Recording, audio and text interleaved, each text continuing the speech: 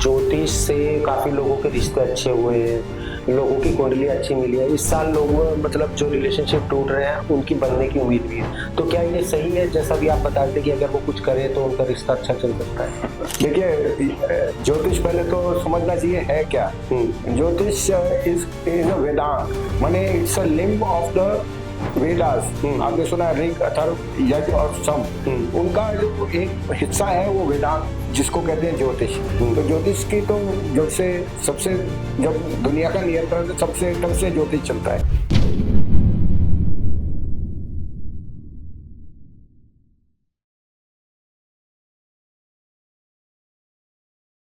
Hello दोस्तों, कैसे हैं आप सब? तो आज ये पॉडकास्ट बहुत खास होने वाला है। आज आपको पता चलेंगे कि हमारे जीवन के अर्थशास्त्र क्या है, हमारे जीवन में सबसे ज्यादा भूमिका ज्योतिष की है या वास्तु की है, और हमारे यहाँ कौन कौन सी दोष हैं, कौन कौन से शास्त्र हैं जो हमें काम करते हैं और सपोर्ट करते हैं। तो हमारे पास जो स्पेशल गेस्ट आए हुए हैं वो है संजीव जी। संजीव जी, मैं आपका स्वागत करता हूँ। संजीव जी एक वैदिक एस्ट्रोलॉजर है जिन्होंने बहुत सारी चीजों में मिथ में काम किया है।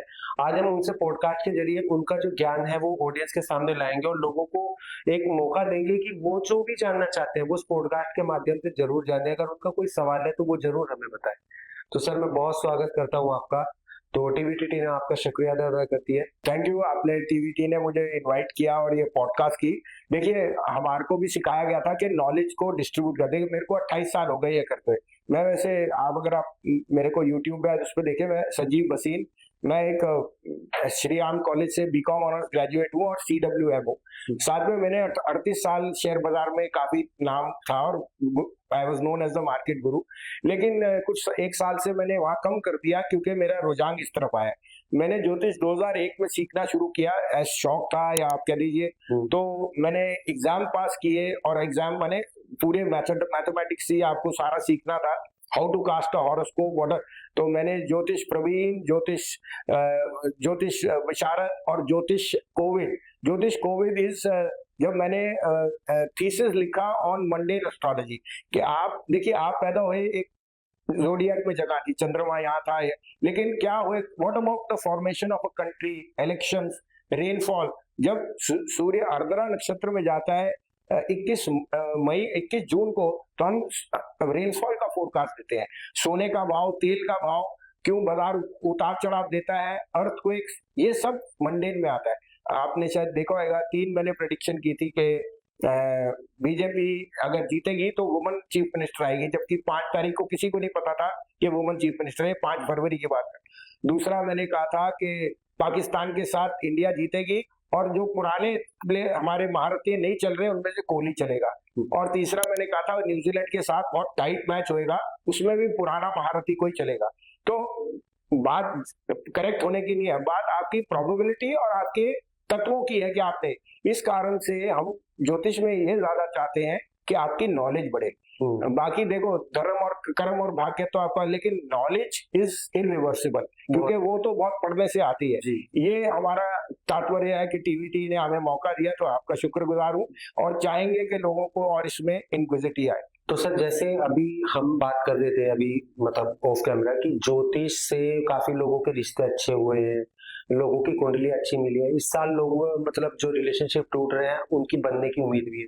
तो क्या ये सही है जैसा भी आप बता रहे थे कि अगर वो कुछ करे तो उनका रिश्ता अच्छा चल सकता है? देखिए, ज्योतिष पहले तो समझना चाहिए है क्या। ज्योतिष इज अ वेदांत, माने it's a limb of the Vedas. आपने सुना है ऋग, अथर्व, यज और सम। उनका जो एक हिस्सा है वो वेदांत, जिसको कहते हैं ज्योतिष। तो ज्योतिष की तो जब दुनिया का नियंत्रण तब से ज्योतिष चलता है। और 4 उसके जो भाग्य होते हैं, धर्म, अर्थ, काम, मोक्ष, वो हर एक के डिवाइडेड है। धर्म का मतलब आपकी प्रोगनी, घर बार, आपके फैमिली, आपका ओवरऑल जो आप गुरु की तरह बनते हैं। अर्थ का भाव है धन का, जिसको आपको कमाना पड़ता है। और काम का भाव है जो वासना होती है, एक डिजायर होती है। और आखिरी में आता है मोक्ष भाव, जो सर्वेशन, जो सब चाहते हैं। तो इन 4 पंक्तियों में हर एक का अलग अलग डिवाइडेड है। उस कारण से अगर काम भाव या आपका रिलेशनशिप का भाव ज्यादा है तो वो है।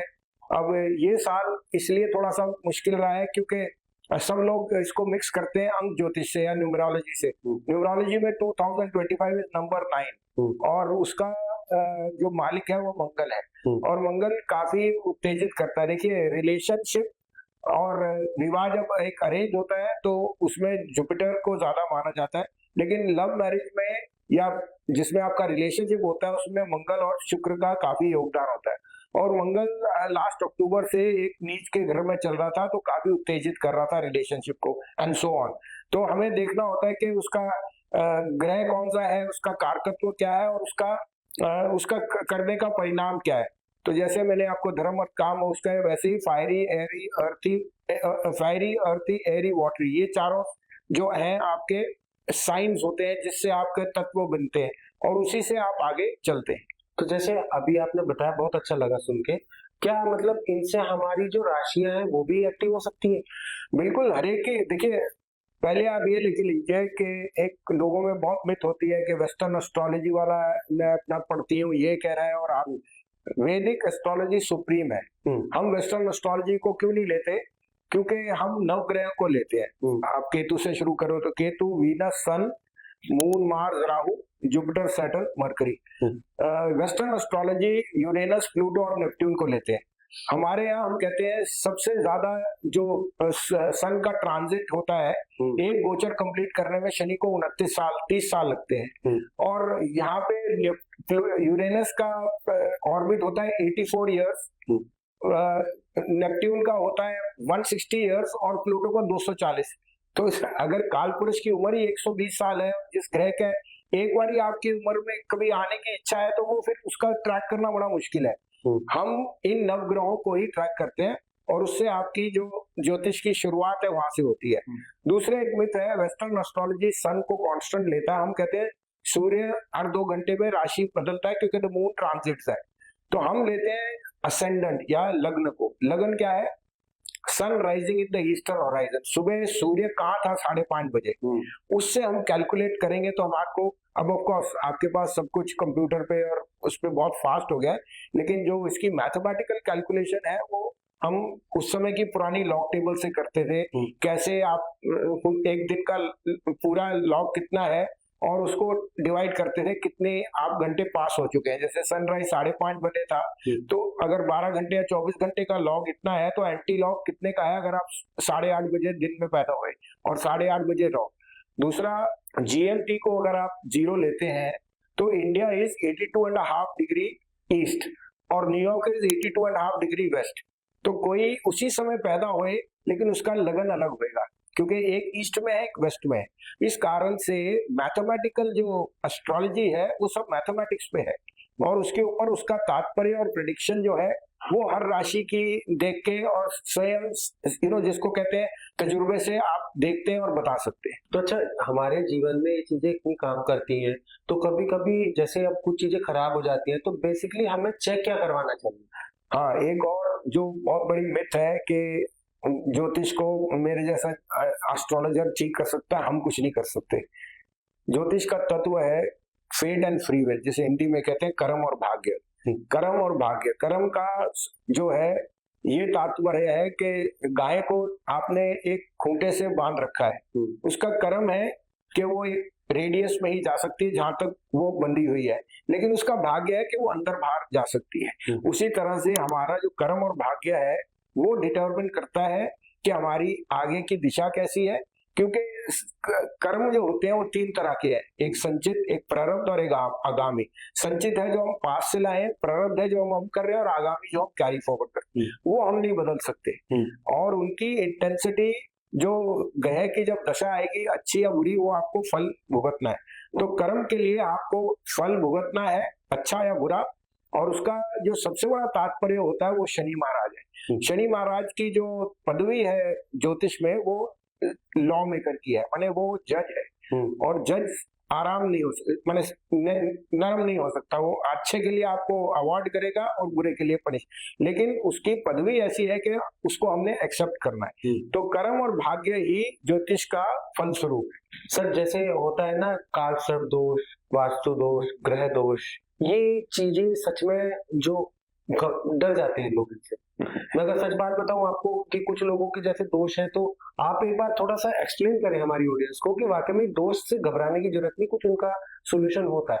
हाँ, तो देखिए सबसे पहला तो सबसे कॉमन दोष जो माना गया है वो होता है मंगलिक दोष, कि मंगलिक है, दोष नहीं माना गया, मंगलिक है।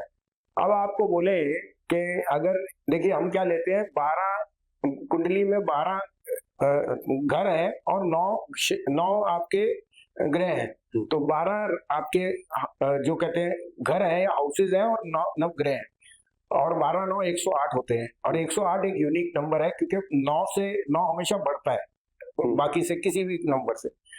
तो अगर मंगल 1 2 4 7 8 12 में बैठे तो मंगलिक दोष है। इसका मतलब कि अगर 12 में से 6 घरों में मंगल बैठे तो मंगलिक दोष, तो इसका मतलब प्रोबेबिलिटी 50% की हुई ना। लेकिन जो आपको पंडित और शास्त्री ये नहीं बताते कि वो कैंसलेशन कैसे होता है। कहा गया है कि मंगलिक दोष किसी का हो तो उसकी मंगलिक से ही विवाह होनी चाहिए, नहीं तो कुछ उम्र तक प्रॉब्लम आ सकती है लाइफ की या मैरिज की, वो एक समय तक होता है। लेकिन अगर मंगल और गुरु की दृष्टि हो या कोई अच्छा ग्रह से कैंसिल हो जाए, माने कैंसलेशन के बहुत ज्यादा चांस, तो वो उपाय हो जाता है। तो वो उपाय बनाने में आप लोग झिझकते हैं क्योंकि आप देखिए ज्योतिष को मानना है कि वो आपका हिस्सा है, उसको एक्सेप्ट करना अच्छा रादर देन फाइट इट, और डरने से तो कुछ नहीं होना। तो इसकी पहले नॉलेज पूरी समझिए। इस कारण से मंगलिक दोष में निवारण ये है कि जैसे वो कहते हैं पंडित तेरा पूजा करा सकते हैं। अगर कम एक 25-26 की उम्र से पहले विवाह हो जाए तो वो कहते हैं उसका एक नाड़ी विवाह कराते हैं कि जिससे वो भला हट जाए, दोष उतर जाए। वो एक वहम है। आप देखिए वो एक आपके मन में जो भ्रम है ना, भ्रम को कम करने के लिए है। वैसे उसके उपाय बहुत हैं और सिंपल है। दूसरा आपने कहा काल काल काल सर्प दोष। देखिए जब राहु और केतु छाया ग्रह है, चंद्रमा की छाया राहु और केतु है, और वो बने कैसे थे, जब समुद्र मंथन हुआ था तो देव और असुर दोनों अमृत के लिए लड़ रहे थे। हाँ, तो जब अमृत का जो था, अमृत में जो वृक्ष निकला वो शिव जी ने अपने कंठ में डाल, उस समय राहु और केतु असुर से बनके देव बन गए थे वो पाने के लिए। लेकिन विष्णु महाराज ने जब वो अमृत लेने लगे थे उन्हें पहचान लिया और उनका वध कर दिया। जो उनका ऊपर का हिस्सा है वो राहु रह गया, उसके मुंह में चले गया था अमृत, और जो पीछे का हिस्सा है वो केतु रह गया। तो ये एक नोड्स ऑफ द मून कहते हैं, छाया है। और छाया जो है वो आपको उतार चढ़ाव देता है, वॉलेटाइल रहता है। जब सारे प्लैनेट राहु और केतु के एक्सिस में आ जाए तो वो कालसर्प दोष होता है। उसका कोई वो नहीं। सबसे बड़े बड़े, मैं आपको यूएस के 2 प्रेसिडेंट थे, वो थे, उनको कालसर्प दोष था। हमारे यहाँ बहुत बड़े इंडस्ट्रियलिस्ट थे, एक सबसे नामी रिलायंस के जो मालिक धीरू भाई अंबानी, उनके का तो कालसर्प दोष से डरने का नहीं होता, वो तो एक प्लैनेटरी कॉन्फ़िगरेशन है। आज एक तो रतन वगैरह बना देते हैं। देखिए उस पे मैं फिर बताऊंगा आपको। आज भी बता दो, 15 अप्रैल को जब शनि महाराज अभी 29 को ट्रांजिट में या गोचर में वो मीन में चले जाएंगे, तो सारे प्लैनेट्स राहु केतु के एक्सिस में आ रहे, माने एक तरफ पे है। और 15 अप्रैल को जब शनि राहु को क्रॉस करेगा, देखिए राहु एक छाया है, वो पीछे घूम रहा है, शनि आगे चल रहा है। जब राहु 1 डिग्री 53 पे आएगा मीन राशि में, शनि 1 53 जब क्रॉस करेगा तो वो राहु माने वो सब उसके एक्सिस में आ जाएगा। उसके बाद 14 मई को और 29 मई को मीन और ट्रू राहु कुंभ राशि में चले जाएगा। तो ये काल सर्प दोष रहेगा कुछ समय। इसका मतलब जो भी उस समय पैदा होगा उसको ये दोष, तो दोष का निवारण सबसे बड़ा होता है, एक होता है आदमी को अंदर से अपने संस्कार बढ़ाने, तो महामृत्युंजय का पाठ होता है। लेकिन जो हमने अच्छा सीखा है वो 2 जगह है जहाँ काल सर्प दोष और पितृ दोष, ये दोनों के लिए निवारण है। वो है त्र्यंबकेश्वर, जहाँ ज्योतिर्लिंग है, जो इन्वर्टेड ज्योतिर्लिंग है नासिक में, और दूसरा है श्री कालहस्ती। श्री कालहस्ती राहु का मंदिर है तिरुपति बालाजी के बहुत करीब। वहां कहा गया है अगर आप पूजा पाठ करा ले तो ये इसका निवारण हो। लेकिन आप अपने पंडित जी या जिनको आप मानते हो उनसे पूछिए, लेकिन सिंपल उपाय ये है।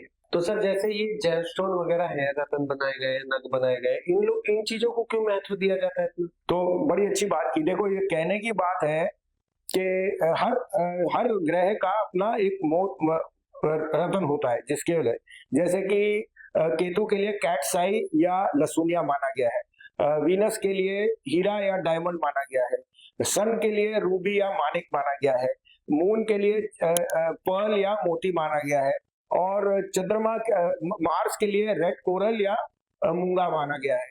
उसी तरह राहु के लिए गोमेद है, शनि के लिए ब्लू सफायर है या नीलम, और गुरु के लिए पुखराज है।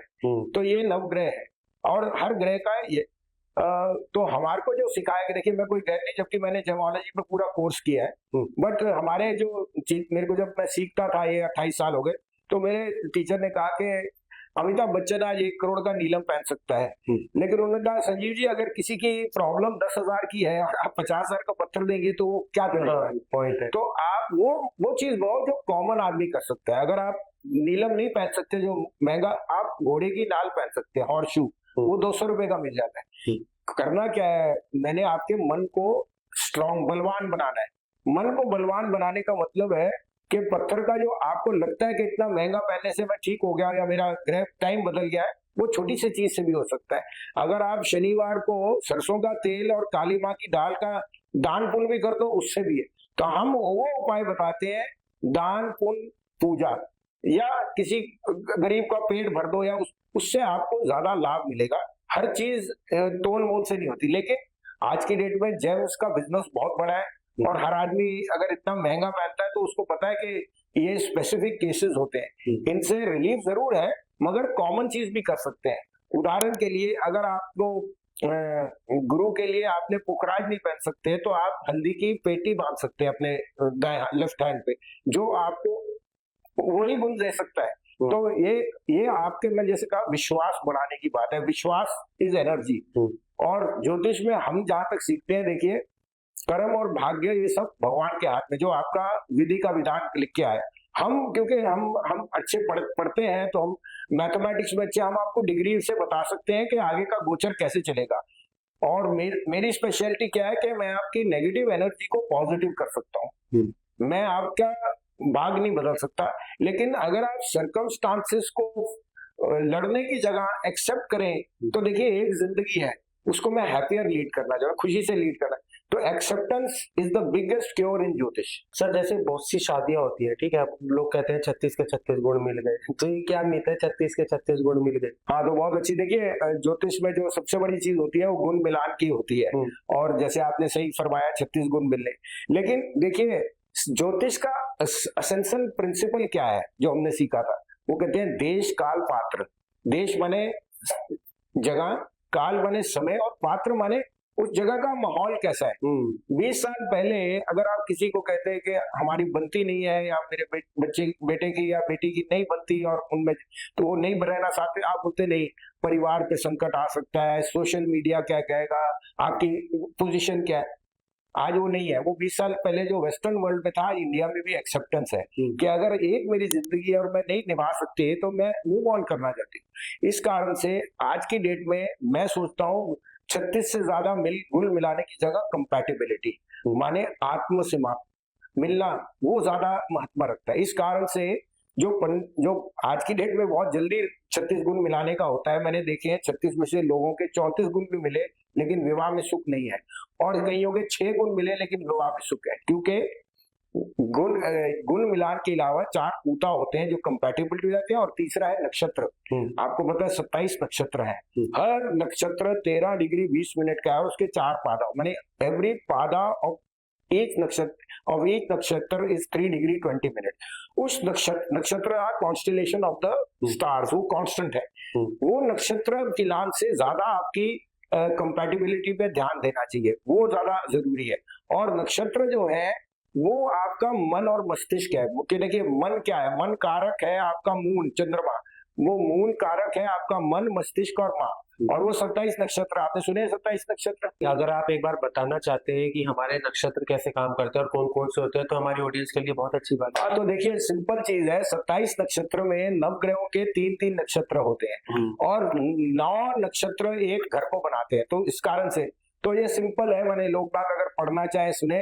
अश्विनी, भाद्रपद, कृतिका, रोहिणी, मृगशिरा, आर्द्रा, पुनर्वसु, पुष्य, अश्लेष, माघा, पूर्व फाल्गुनी, उत्तर फाल्गुनी, हस्ता, चित्रा, स्वाति, विशाखा, अनुराधा, ज्येष्ठ, मूला, पूर्वाषाढ़ा, श्रवण, धनिष, सत, विशाख, पूर्व भद्रपादा, उत्तर भद्रपादा, रेवती। इन 27 नक्षत्रों में सबका मन छुपा हुआ है।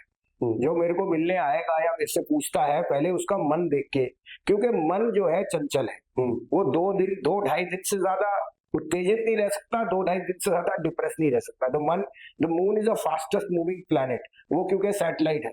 आप उससे ज्यादा डिप्रेस नहीं हो सकते, नहीं तो आप सच में डिप्रेशन में चले जाओ, और उससे ज्यादा उत्तेजित नहीं हो सकते। 2.5 दिन में आपका मूड बदलता है, वो इन नक्षत्रों की वजह से। और नक्षत्रों पे ध्यान देना, कोटास को मिलाना ज्यादा एसेंशियल है आज की दुनिया में। हमें देखना समय क्या था और क्या है। तो आज का जो माहौल है वो कहता है कंपैटिबिलिटी पे ज्यादा एसेंस दो। हाँ, आपके गुण मिलना भी एक जरूर माने वो एक पार्ट है, लेकिन पे more attention on the compatibility. तो सर जैसे हमारे वास्तु की जो डायरेक्शंस होती है घर की या ऑफिस की, तो ये हमारे जीवन के भी इम्पैक्ट करती है। पहले एक और थोड़ी सी मिथ मैं क्लियर कर दूं। अभी आजकल सब बुझ गए हैं, अंक ज्योतिष पे आ गए, वास्तु एक्सपर्ट हो गए। अरे पुराने टाइम में कितनों को पता था कि घर को ऐसे उतार चढ़ाव कर सकते हैं। ये तो एक अंदर एक आप भ्रम डालने की बात है। वास्तु इज अ साइंस, क्योंकि हर प्लैनेट पे अपनी दिशा होती है। जैसे सूर्य ईस्ट में राइज करता है और वेस्ट में है शनि, ये तो आपको पता है। सूर्य ईस्ट में, वेस्ट में शनि है, साउथ ईस्ट में है वीनस, वेस्ट में है आपका सैटर्न, साउथ वेस्ट में है राहु, नॉर्थ में है आपका मरकरी, और नॉर्थ ईस्ट में है जुपिटर और केतु। अब इनकी दशा पे आपको डिपेंड करता है। तो सबसे पहले जो आदमी है उसको अपनी वैदिक एस्ट्रोलॉजी से अपना लगन देखना पड़ता है, फिर उसके बाद डिटरमिन करना पड़ता है कहाँ उसका वास्तु के हिसाब से। वास्तु इज अ साइंस जिसको उतना, लेकिन मैं अभी भी कहता हूँ सबसे पहले ज्योतिष को पहले अपने लगन को समझिए, उसके बाद आप जा सकते हैं वास्तु में या न्यूमरोलॉजी में। आज न्यूमरोलॉजी में जैसे आप कहते हो, तो मैं वो भी बता दूं, एक नंबर को सूर्य है। देखिए सन इज द आत्मकारक, उसके बिना हम कुछ भी नहीं है। अगर किसी दिन सूर्य ना निकले तो आप बोलोगे चलो अच्छा थोड़ी, लेकिन कुछ देर बाद आप सर्वाइव नहीं कर सकते। सन इज द आत्मा। तो नंबर 1 सन है, नंबर 2 मून है, नंबर 3 जुपिटर है, नंबर 4 राहु है, नंबर 5 मरकरी है, नंबर 6 वीनस है, नंबर 7 केतु है, नंबर 8 शनि है, और नंबर 9 मार्स है। लेकिन इनकी पदवी वैदिक एस्ट्रोलॉजी के हाउसेज में डिफरेंट है। तो वो कोलिंग करना, इसके बिना आप दोनों चीजों के बिना नहीं चल सकते। सिर्फ एक को चलोगे तो आप आधी चीज मिस कर जाओगे।